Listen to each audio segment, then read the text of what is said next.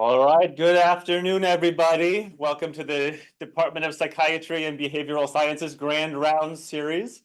My name is Jed Thompson. I'm the Associate Director of Communications for the department and the host of Grand Rounds today. So welcome. A few logistics before we begin. I just want to let you all know we will be leaving about 10 minutes or so at the end of the presentation. So if you have any questions that come up throughout the talk, feel free to put them in the Q&A session. We also have the chat open, so wherever you write your questions, we'll see those at the end and we'll go through those. You will also see a link to an evaluation form. This will show up after we close the webinar series. So the webinar closes, go ahead and click that link if you have a few minutes and give us some feedback. Also want to mention that next week, same time, same place, we will have our next Grand Round series, and that will be focused on civil commitment through the ethics lens. And also wanted to mention that today's talk is sponsored by the Collaborative Care Support Fund. So again, thank you for coming. And now I am going to toss it over to Dr. Unitzer to introduce today's speaker. Okay. Hi, everybody. Welcome to our Grand Rounds from me as well. So it gives me really great pleasure today to introduce our Grand Round speaker for today, Dr. Jay Lee. We are not super formal here, so I'm not going to speak too long. I do want to say a couple of things about our speaker. Dr. Lee was born in Korea, came here, I think he told me when you were 9 years old. Yeah. Right? Went to medical school at WashU, the other thing that has Washington in it, is now a resident at Yale. He's the co-chief resident in a neuroscience research training program at Yale University. When he's not doing that, he's doing some fascinating work advancing global mental health. And has been doing some really interesting work in Africa, in Uganda, through an organization that he founded called ETH. And I'm going to let him tell you about that.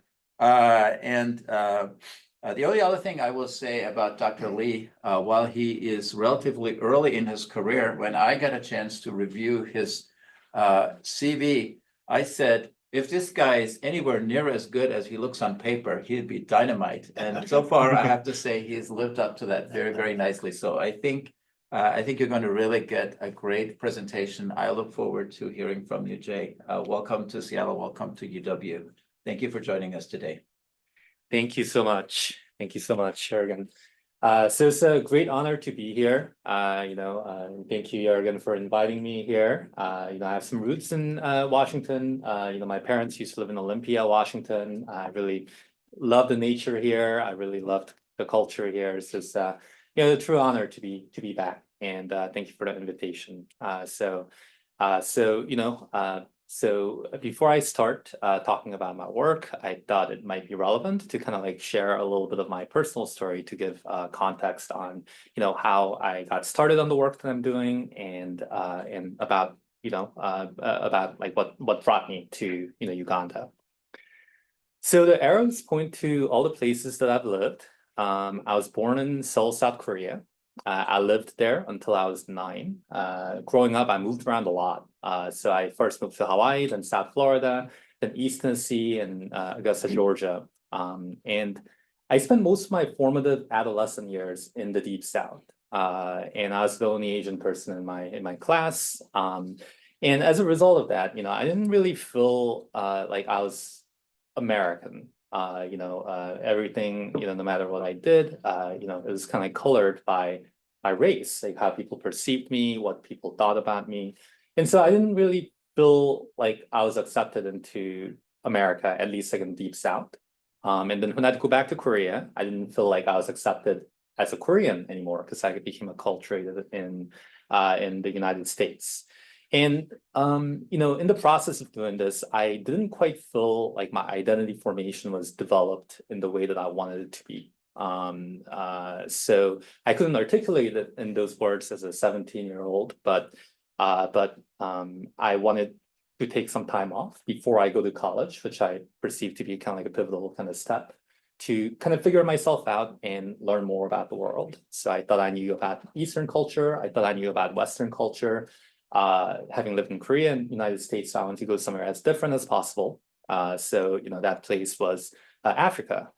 So, you know, I chose Ghana because, you know, they spoke English as the official language, and it seemed pretty easy to kind of get around there. So, you know, I wrote to my university to defer a year. I got a passport. I used money from like that I made like working some jobs in high school, and then told my parents in that order. When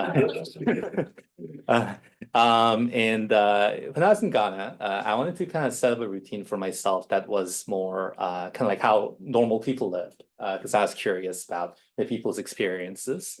So that meant like being outside of like the capital city. So I was in this like small town called Akwatia. It's about hour and a half from the nearest ATM machine. It wasn't so rural, but you know, it was still, you know, definitely not urban. And my friend group there were people between ages like 14 and 24, like I was 18 years old at the time, and we do things like, you know, play soccer, you know, wrestle, you know, just hang out, right? And quickly, it became pretty clear that there was a lot of disparity in like opportunity, and in some cases it became lethal, in the cases of like some family members, you know, passing away from preventable or very treatable conditions. And having and experiencing, you know, life in like different kind of culture and connecting with people, it made me think a lot about what it means to be American or Korean. And one of the definitions of it, it's not the only definition, but you know, like a commonly inferred definition of it is that, you know, I value other Americans more than I value other people in the world, which definitely didn't ring true to me. You know, I thought my value system is centered around that all people are equally valuable and worthy of the utmost dignity, regardless of where they come from, regardless of, you know, their race, their ethnicity. So I kind of like embrace this identity as a global citizen. And you know, if I truly think that everybody is equally valuable, then the global disparity where, you know, like the money for a Starbucks drink in the hands of the right person at the right time could literally save a life. It just was very compelling to me to work in global equity. So with this knowledge, I went to college, you know, very motivated to, you know, acquire skills to help with this problem. So I looked around for opportunities, and at the time I traveled a lot to different places, and you know, I noticed that, you know, some people use plants to treat people themselves with illness in, you know, low resource areas. And I knew like Chinese traditional medicine led to artemisinin for malaria. So I got pretty interested in this. I started emailing people around in Google. I found somebody at Oxford that did some work in Uganda. He connected me with his collaborators, a professor at the university that I was at, Washington University. She knew somebody in Uganda that she'd been working with. So I went to Uganda. And when I was in Uganda that summer, I just formed a lot of really strong relationships with both mentors and also peers as well. So on the right side is Peter Weiswa. He's a professor of public health at Makerere and Karolinska Institute in Sweden. So I've known him for about 10 years now. It's been like a great, you know, mentor to me in terms of like knowing, in terms of like navigating you know, different system, different academic system. In the middle is Peter Okuku and Kazungu Rowan. So Kazungu is currently the executive director of ETH Uganda, which is like a nonprofit that, you know, we started. You know, and when we were doing the research, we were on the same motorcycle for about 10 hours every day. So Peter Okuku was like the one that was driving, Kazungu was in the middle, and I was in the back. So, you know, that was like every day for like about 10 hours. 10 hours a day for about 1 month. So you know, these are very deep relationships. And also Ibra and Zakalo, who's like pictured left of me in that circle. He's was the first executive director for ETH Uganda. You know, we met at a conference, but you know, we quickly became close, and we're still, you know, very close today. He's now doing a PhD at the University of Bern in Switzerland. So all these, you know, relationships kept me going back to Uganda. And I took a year off between college and medical school. I deferred a year. And I spent a lot of that year in Uganda, further cultivating these relationships, working on projects. And it came to a point where in 2018, during my first year in medical school, it made sense to start an organization because you're working on different things. It makes sense to have something to house it. So a friend of mine donated $40,000 as seed money, and then we started the organization. So broadly, our focus is in healthcare, that gives a direct positive impact to people, research, developing models for care delivery that can be translatable to other settings, other low resource settings, and education. And there's two layers of it. One is in the community, in the direct community that we serve. And second one is developing leaders in Uganda and the United States. So when we started in 2018, a question is like where we were going to operate, right?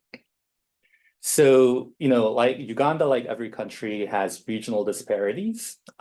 So, generally, central and western regions of Uganda are much higher resourced than eastern and northern. Traveling around, it almost seems like a different country, going to these different regions. So, the regions where I started working was the eastern region, specifically in the Busoga region. So it consistently has the second worst health outcomes, second highest poverty levels out of all regions in Uganda, with Karamoja in the northeast being the worst, and usually having like the poorest outcomes. So we wanted to continue working there because that's where we had connections as well as the need, right? So there are 9 districts at the time, and we wanted to go somewhere that truly had a need, right? So we consulted with like district planners, the government district health officers, and also did some community needs assessments. We found a place at Rienda district, which is in purple, between Lake Choga and Lake Victoria, you can see on the map. So when we started, there was 1 practicing physician, but now it's been up to two practicing physicians for a population of 450,000 people. There are still like no paved roads anywhere in the district, and there was no gridded electricity at the time. Now there is a little bit, but like not in the majority of areas. And there is also no previous mental health care like available in the district. So we opened a health center, Mpunde Health Center, in collaboration with like local leaders, with community health workers, and with a full endorsement of like district health leadership. So we did a community needs assessment in this area, found a great need, and the community was so enthusiastic. And independently, the district leaders were like, yeah, this is actually like the area that we need like the most kind of support. So we chose here. So that's our health center pictured. So we provide outpatient health services, basic inpatient care, immunizations. We don't do surgeries, but we do a lot of other things like deliveries, antenatal care. And we started providing psychiatric care, partnering with Rienda district government in 2021. So I'm going to talk more about that in a bit. But so far, over 50,000 people have accessed our services in these areas. And we also do like public outreach programs for public health interventions, distribution of deworming treatments. So another big part of what we do is education, which is, as I mentioned, cuts 2 ways. One is developing global awareness in population health research competence for Ugandan and international students, and 2 is empowering the local community. So like a key program that we have is Global Health Experiential Fellowship, which I'm going to talk more about in future slides. So we have some chapters empowered through health in different universities.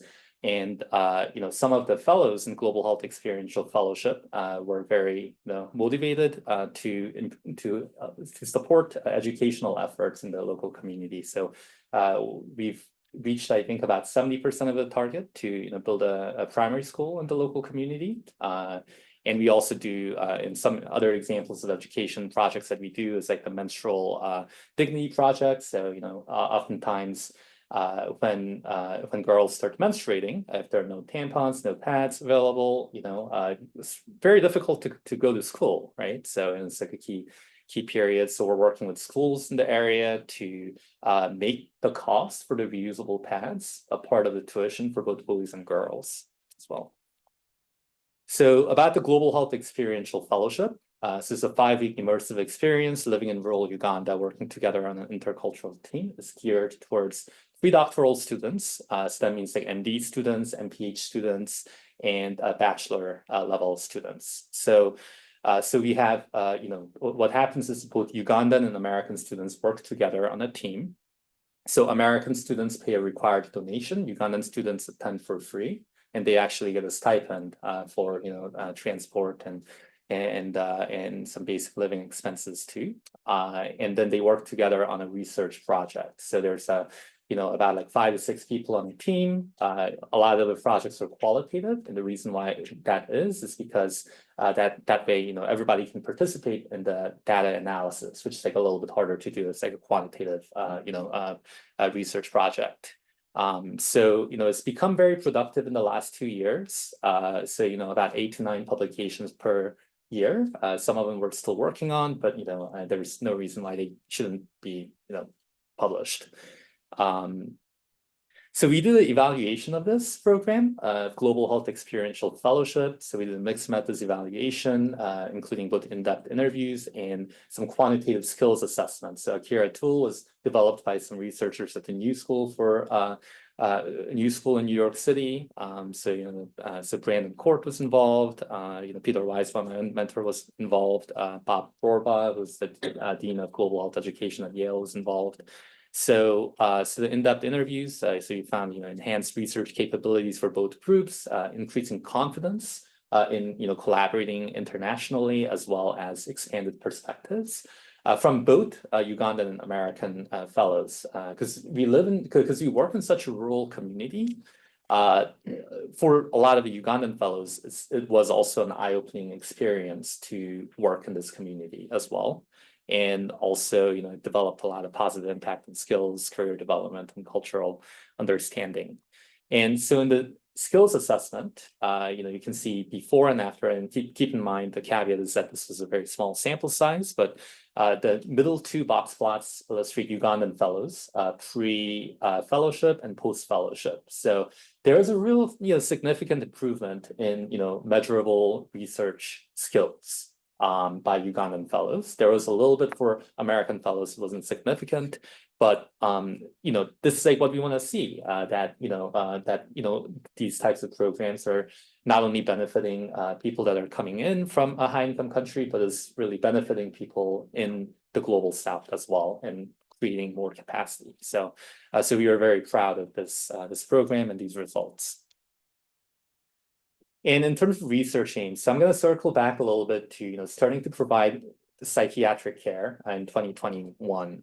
So we instantly kind of became the referral center for psychiatric care in the district of 500,000 people. And that is more about lack of access rather than we're providing these fancy kind of services. But initially we were getting less than 10 patients per month. So it's not really kind of like making sense, right? But it's an area that didn't really have very high access to biomedical kind of psychiatric services in the past, right? So we thought the first step was psychoeducation as well as mental illness stigma reduction. So I'm going to talk about in future slides regarding some projects that we did, but the punchline is that these projects appear to have been very successful, and now we're getting about 100 people per month. And another thing that we're interested in is working with existing community structures like traditional healers, religious leaders to deliver effective mental health care, kind of like collaborative care model for like a Ugandan rural setting. So we've done quite a bit of work characterizing mental illness stigma. So some of our preliminary work is listed here.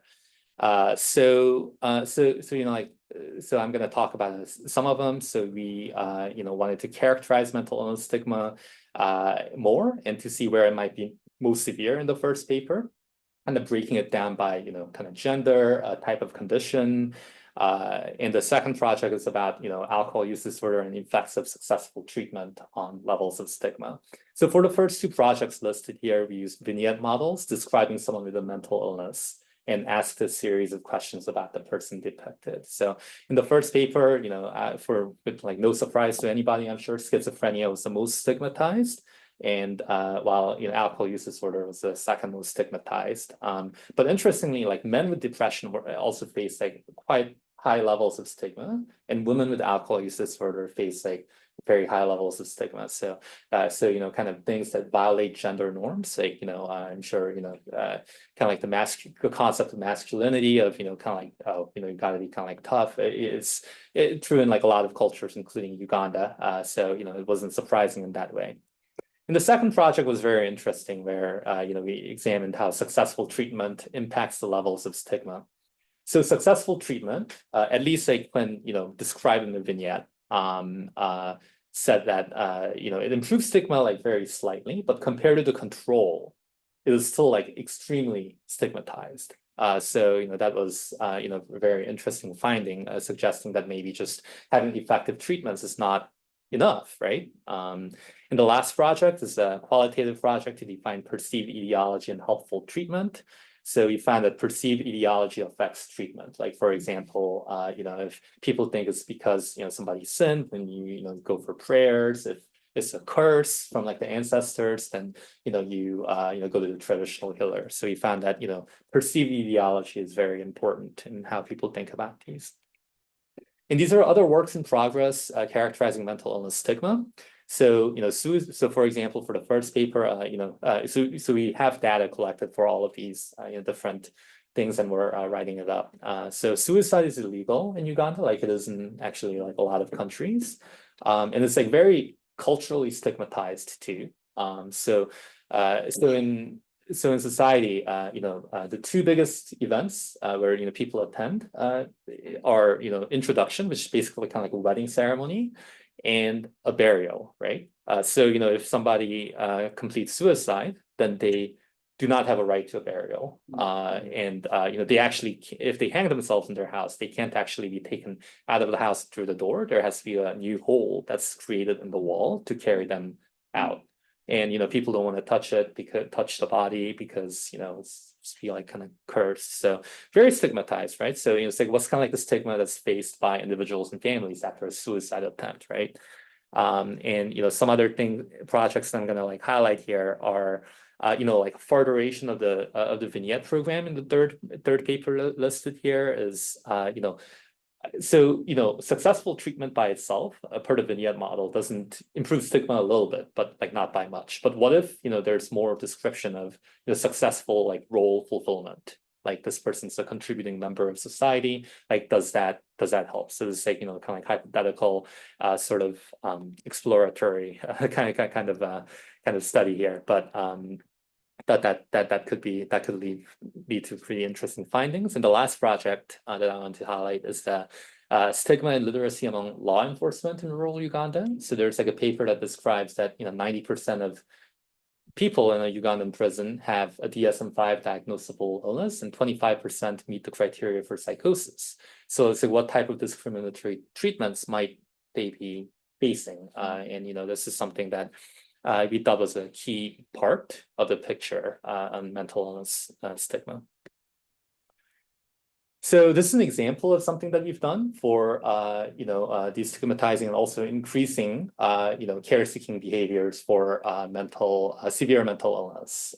So there's a big mental health treatment gap that we know about, and there's two sides to it: one's supply and one's demand, right? So it's like, how can we address these demand side barriers, right? So what we did was, we did like 4 focus group discussions, finding, current beliefs and attitudes towards severe mental illness and what's so stigmatizing about it, right? And then, based on the findings, we made a criterion of, kind of like required criterion.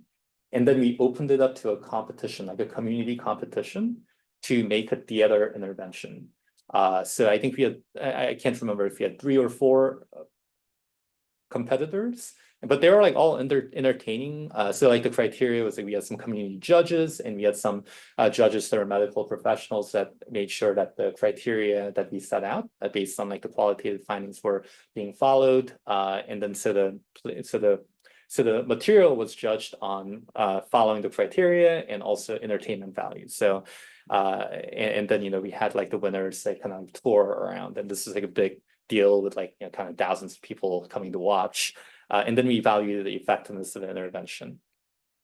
So this is kind of like the flow chart for the study. 101 participants were administered initial questionnaire and a population level survey. And 57 of the 77 were administered like the short-term kind of questionnaire 1 week after the intervention, and 46 of the 57 were found like a year later to evaluate long-term effects. So this is personal acceptance scale. So it measures, so it had 10 questions, and each affirmative answer added a point. So higher score is better, it's more acceptance, right? So an example of a question in the personal acceptance scale is, I would not mind having someone with mental illness as a neighbor. And so this kind of like replicates like proximal public stigma. So we found that like significant increase in acceptance of people with mental illness after seeing the theater intervention. And this broadly kind of captures distal personal stigma, a broad acceptance scale. So again, you got 10 questions, each affirmative towards accepting attitudes added a point. An example of this would be, is a waste of society's resources to provide care for someone with mental illness. And so, we also had significant results on this scale too. So the K23 that I submitted a couple of months ago is on this topic too, developing and testing a mixed media intervention to reduce mental illness stigma in rural Uganda. So we had done this preliminary work. Now let's see if we can kind of like scale it and come up with a pilot RCT for it. So the research expertise that I'm trying to gain through this is like mental illness stigma and behavior change theory and qualitative methods, intervention development, and randomized trials. So these are my mentors, 5 different mentors from 5 different institutions, 2 in Uganda and 3 in the United States. So I feel like a lot of health problems are demand side barriers as well, like behavior change theory, and so I feel like these skills are very applicable to a wide range of health issues. So the aim 1 of this grant is to kind of like get an idea of media preferences for health communications in this area. So what makes like a trustful, what makes a message be more trustworthy, or what makes a message like be less trustworthy, and also exploring cultural factors influencing mental health perceptions and stigma.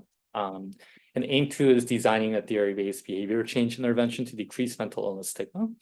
So, we might use like a part of kind of like the theater intervention that we actually converted into an audio recording as well. And, we're thinking about incorporating other forms too, like health intervention on top of it too. So we have like a radio intervention ready to go, but, maybe like we add like a mobile phone intervention too. And we'll develop this intervention through like iterative process, say through listening sessions. So aim 3 is to basically like a pilot RCT to assess feasibility and acceptability of the intervention, to set up like a R1 on a fully powered RCT to reduce mental illness stigma and increase mental healthcare seeking. So briefly, I think mental illness stigma is something that cuts across both demand and supply side barriers to mental illness. Supply side in that policymakers are less likely to fund it. It's like a more stigmatized condition, right? Because at the end of the day, hopefully in a society, the government's responsive to the needs of the people, although that's not always the case, but there's a correlation there. So we thought that this would be like a good place to start here. And another thing that we're very interested in is culturally tailored collaborative care model for mental health in rural Uganda. So we collected preliminary data specifically for psychosis. But for common mental illness, we got a philanthropic commitment to work on depression as well.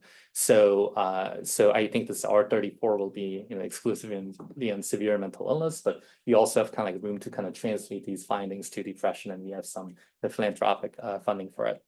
So some collaborative models of care, preliminary work have been kind of first, what do people do at a consumer level when someone has psychosis, right? So pathways to care and the various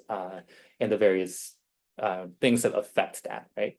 And second is, what do people do at a provider level, and what are their attitudes in working together? So traditional healers and religious leaders are major parts of major parts of the mental health care system that people go to. So like, what's the willingness to work together, right?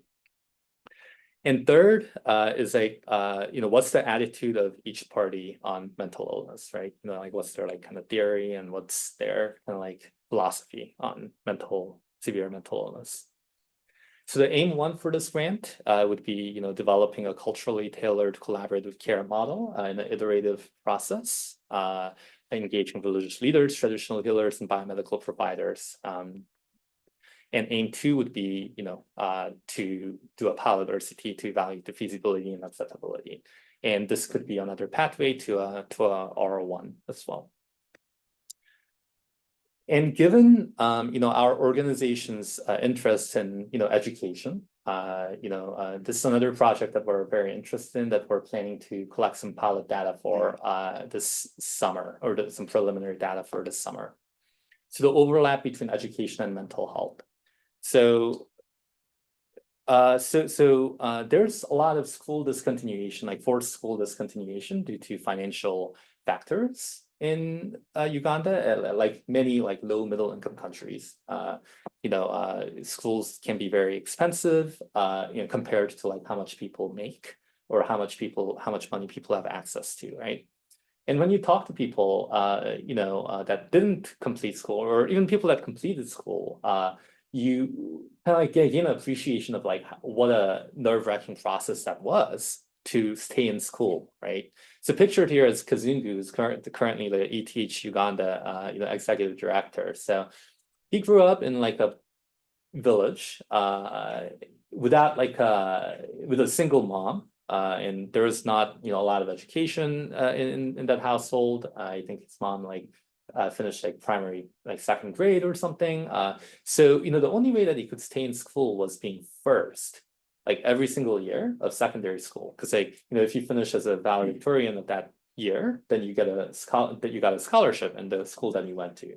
So that's a lot of pressure. But for every one of him, there's hundreds of other people that couldn't make it, right? And it's a point of people's lives that I think people look back on and being like, oh, that's when my life could have been different.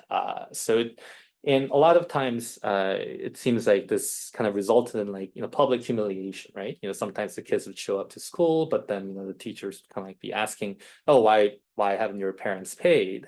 And so it seemed like a very kind of like traumatic sort of event. So like, what if we can like couple that this like very vulnerable phase of people's lives with a education, with a mental health intervention, but as well as a economic intervention, like a community kind of peer apprenticeship program, like vocational skills training program that could address both mental health and economic status, right?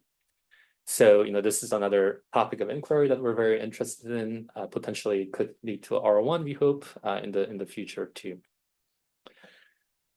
So this is like a rough timeline of my like 5-year plan. So for the sake of simplicity, I made the assumption that it'll take each grant one resubmission to receive it. So maybe a bit optimistic, but 3 paths to R01. So if that assumption holds, like one should be funded at the end of 2029, and if everything works out, 3 total funded by 2031. Obviously, it's very difficult, but I hope like at least one's gonna work out. And something that I didn't include in the timeline is the importance of capacity building in the work that we do. So my co-founder, Ibra, who was the first executive director of ETH Uganda. So there's ETH and ETH Uganda. We work as like one organization, but one's like a 501(c)(3) organization in the United States, one's a NGO in Uganda. So he's doing like his PhD at University of Bern in global health, and it means a lot for somebody from a community, from like a poor community in Uganda to get a PhD in Europe or United States, and it can have a lot of downstream effects on that community. It's not just on that person or that family, but it has so much positive externalities there. So that's something that we're also very committed to, making sure that our Ugandan colleagues have a ladder, for those that are motivated to get like a master's. So we have a master's scholarship program in our team member, for our team in Uganda. And it's one of the things that I'm very excited about, finishing residency and joining faculty, where I'll be able to more effectively advocate and make that ladder a little bit stronger there. So I'm very interested in University of Washington. It's led the way in integrating mental health into primary care. So an approach that aligns like really kind of like perfectly with my approach to with my goal for advancing global mental health. Now so I think what's like really great about kind of like the collaborative care model is that you're using like what's already there and just adding another piece to it, right? And that's sort of like a systems approach where you analyze like what's there and what's like what's something that we can add to what's already there that's relatively kind of like low cost and low effort to improve care. And that's exactly the type of approach that I see as potentially effective in global mental health care. So I'm very interested in the potential for here. So obviously, University of Washington Department of Psychiatry is like one of the few departments of psychiatry where the chair Jürgen is a population health scientist. And this University of Washington has perhaps like the richest environment of people doing global health, like anywhere in the country. So Department of Global Health, within the School of Medicine and Public Health, like this. So as an institution, it's like really kind of committed to global health, and like I think the Department of Global Health is the second largest department in terms of funding in the overall school, which is like unheard of in like other institutions as well. And and there are all these different kind of centers at University of Washington, and UW has pioneered research and practice of integrating mental health. So I could learn many things and utilize some of the integrated care models developed by UW faculty like Jürgen, for example, and hopefully like lead collaboratively develop and modify mental health care models that are culturally adapted and globally scalable. So a lot of like research collaboration and mentorship opportunities are available. Jürgen with Impact, applying it to different countries. One of the co-founders of the collaborative care model, Lydia Trostiak, implementing a collaborative care into primary care, and cardiovascular illnesses. So in mental illness stigma, Deepa Rao, reducing stigma, increasing adherence in India, although she's like transferred a little bit more to administrative work.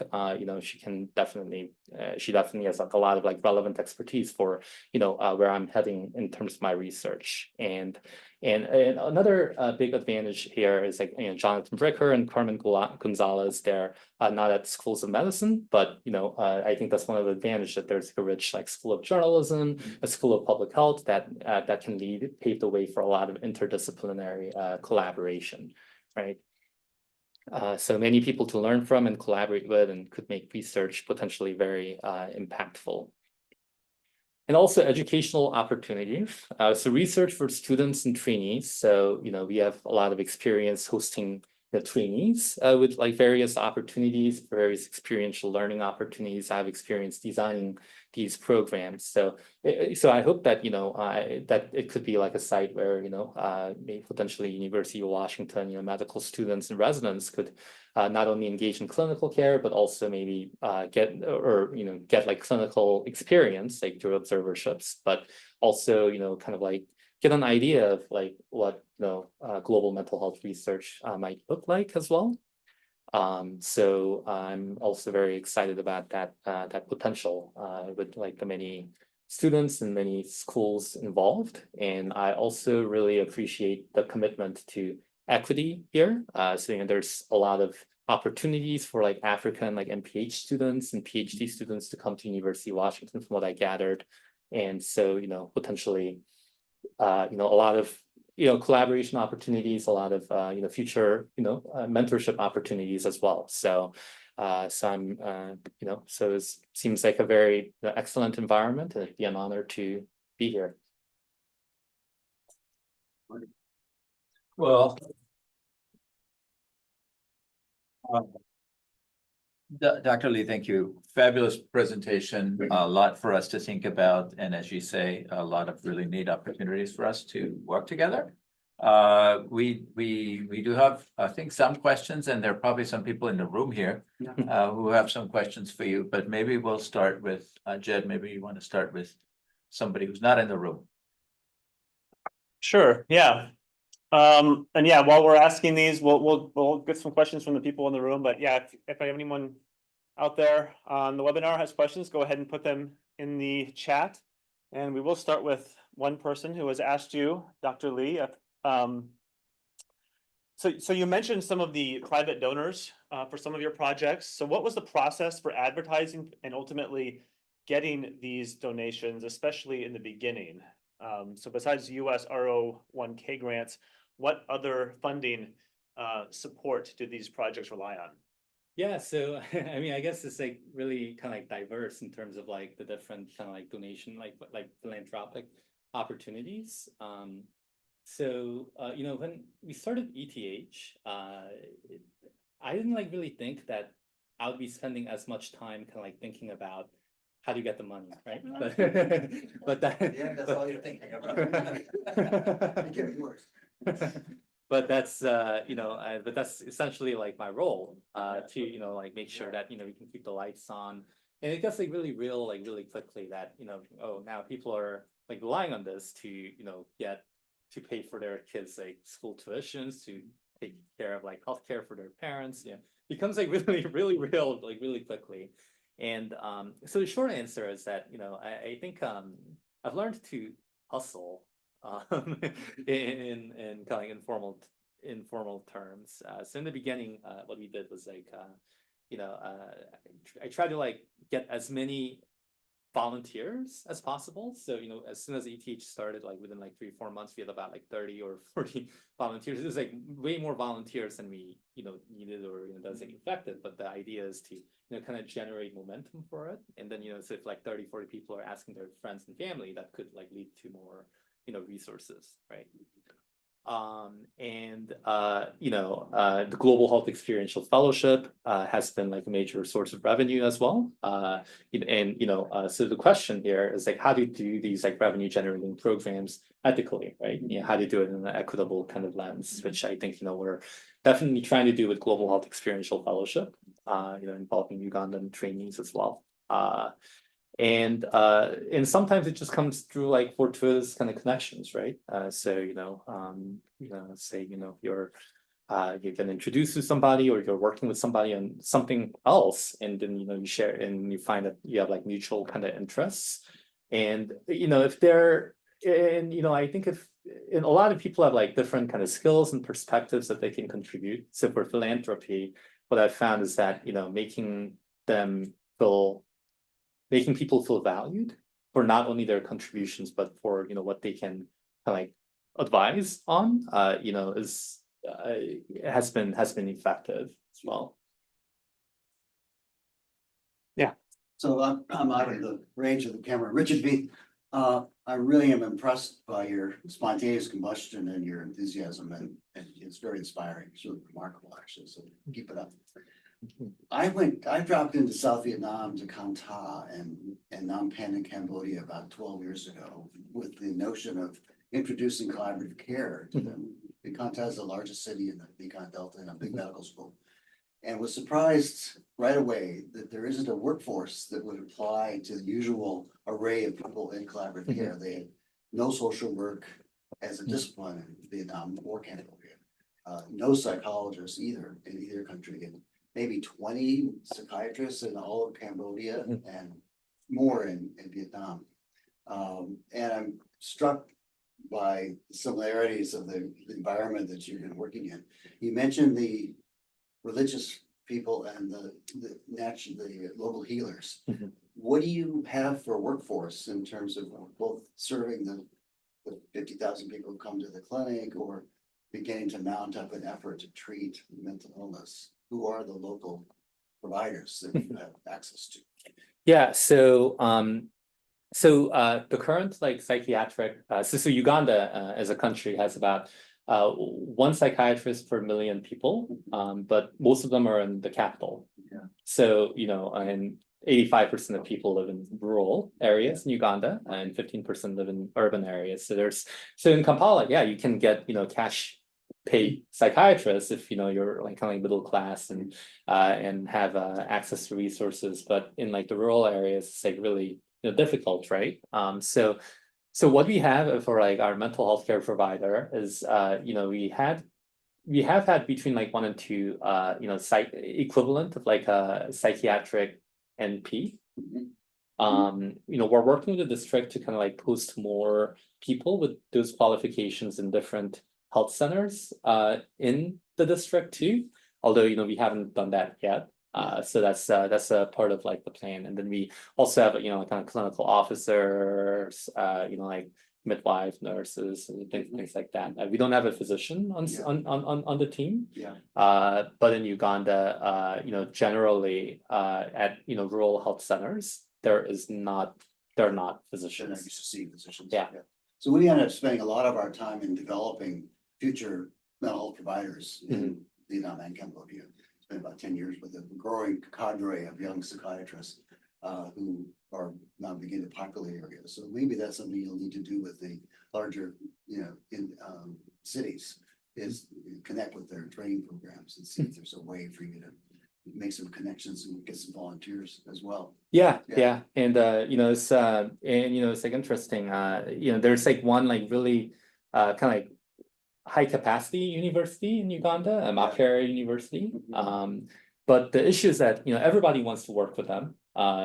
So that means that it's like really difficult to kind of like get their attention on something to kind of like work with. And I think it was much harder, as like a resident, right? But like let's say I'm like I'm a faculty member, I think it's gonna make those kind of connections much easier. And it does, absolutely. Yeah. That's very true. Yeah. Oh, wonderful. Yeah, I have a kind of related question about thinking about primary care-based services, and it's really wonderful work that you're doing related to stigma and thinking at kind of at the community level about decreasing stigma, but in thinking about healthcare providers in some of these settings, right? They're just providing the general primary care. Yeah, I'm curious your thoughts. I think one of your proposed future grants was related specifically to provider level stigma, but it can be a really tough sell to now you're going to, these are not patients some providers want to take care of, they don't feel skilled, just so how you're thinking about that. Has that been, have you already collected data on that? It seems like the case really focused more sort of at the general community level, but. Yeah, we did a project kind of like analyzing kind of qualitatively like the stigma towards mental illness for different kind of providers. So I think it was like really telling, when we started providing right before we started providing mental health care, I was kind of like asking people, asking healthcare workers at our health center, oh, what would you do? I described someone with psychosis, and it's like, what would you do if they come to like the hospital? And I say, you're working maybe at like an urban hospital, like what would you do if they came? It's like and the answer generally was like, I turned them away because, they don't belong here. So, that's definitely like a major issue. And I wonder, whether it be that's where, involving kind of religious leaders and, and traditional healers might be helpful, in terms of like dealing with, mental illness stigma from biomedical providers. So I don't have a ton of experience with that, but I did work with a colleague in Nigeria, Oye Gureje, who Yeah. had an NIH grant to test that model. And I think one of the things we learned from is, yeah, in many of these communities, you do have a whole host of different kinds of, either religious or otherwise, what you would sort of say, alternative healers. And the interesting experience there that I took away from that was these are all people who make their living doing that. Mhm, They're yeah. running a small business. And as long as you're not messing with their small business too much, Mhm. they're also aware of the fact that somebody who comes to them with a chronic psychotic illness is very hard to help. Mhm. They'll say to you, you're possessed by an evil spirit, but I don't know what to do. I could sell you a goat and we could sacrifice the goat and maybe the spirit will leave this child alone. That's one approach. Or they might say, I have an herb that might help, or they might say, I can pray over this child and it might help, right? So everybody has their sort of putative mechanism of what's going to help. And they've all had the experience. If the person really has chronic psychosis, they're going to keep coming back. I'm not very effective with this. So if you can join on that Yeah. and say, let's just face it here, we're all facing this really challenging thing. And I have something called haloperidol. If we put a little bit of that in with the herb, it might actually help.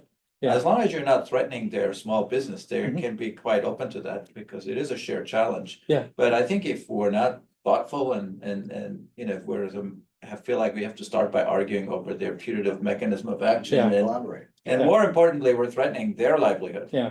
Then you really struggle. So that's, Yeah.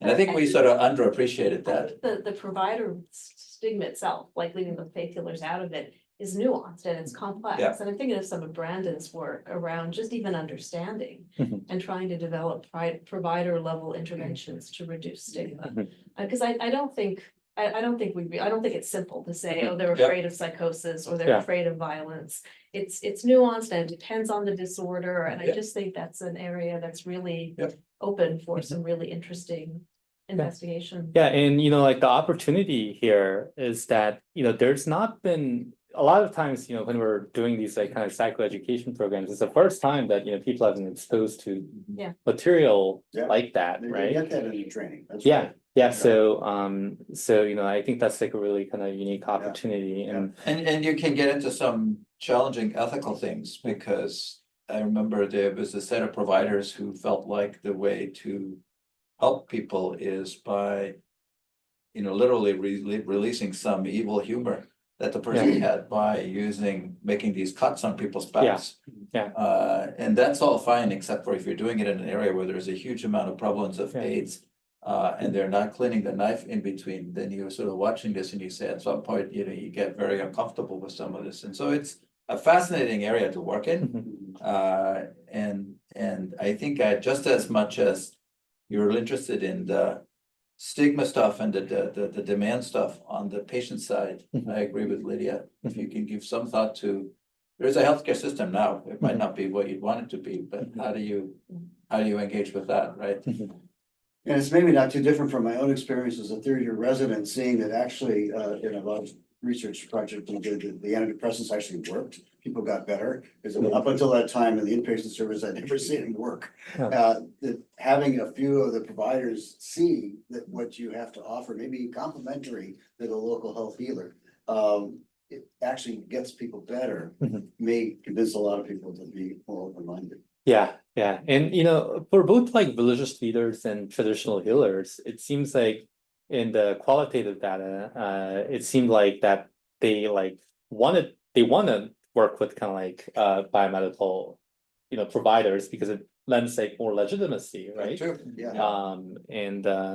But we have like this like kind of like interesting dynamic where kind of like the healthcare providers, they're much more willing to work with biomedical with with religious leaders than with traditional healers. Yep. And I think that has maybe something to do with kind of like the history of like colonialism, of, Yeah. you know, kind of like religion being Yeah. along with like, you know, kind of like biomedical healthcare and kind of like being brought at the same time, whereas traditional healers like is like a bit of a more indigenous practice. So that's just kind of like an interesting thing to think about and see. Other thoughts here in the room? Questions? Jay, and when you mentioned that you worked with the district government, which seems, fantastic. What proportion of their budget goes to healthcare? I mean, I'm guessing it's as little as it is in lots of other places, especially mental health care, I guess.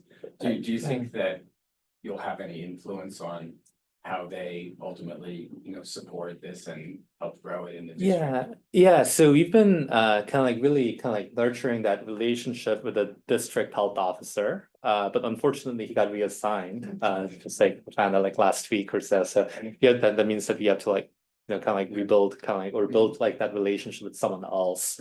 And I think it was like a tough thing in terms of like how much resources to kind of like put into mental health. So Uganda, as a country, like puts less than 1% of healthcare budget into mental health, and the majority of it is in the Budavika mental. It's a national referral hospital for mental health, right?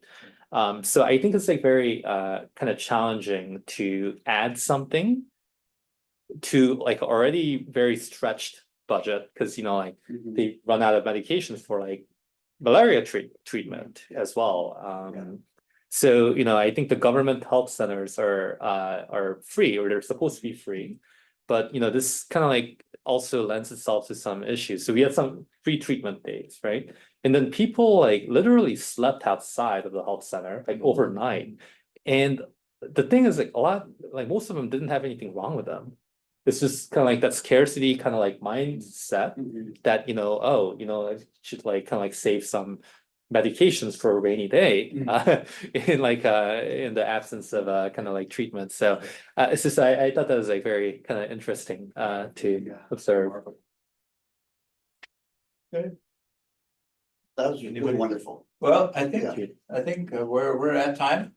Thank you for a fabulous presentation, a really good dialogue, and we will close our grand rounds with for today. And we will see you all back next week with the grand rounds presentation in forensic psychiatry.